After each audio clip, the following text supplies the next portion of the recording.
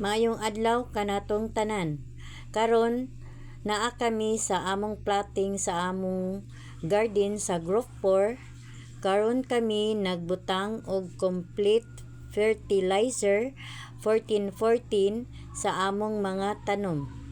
Kini nga abono makatabang sa nitrogen, phosphorus ug potassium nga importante para sa kusog nga pagtubo ug maayong bunga sa tanom.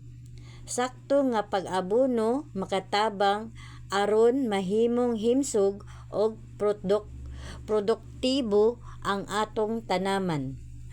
Karon nagtasatagsa kami og puli-puli sa pagbubo aron kami maka experience ug unsaon siya pagbutan sa abono. Yahay mig bubo sa tasatagsa kanamo katanom kay kini amo maning task nga gitanom nga dapat nga amo ning buhion. Nga kami na pod ang nagtanom ani.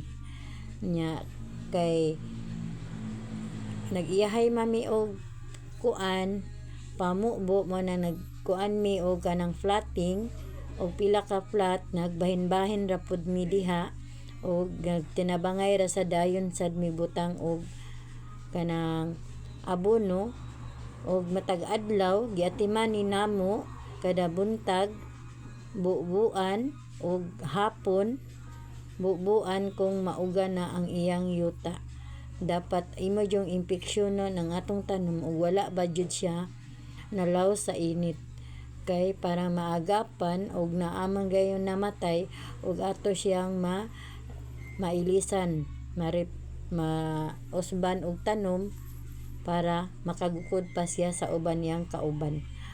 Unya kanang og dili lang nako tason ang atong video og ari lang mi kutob og thank you.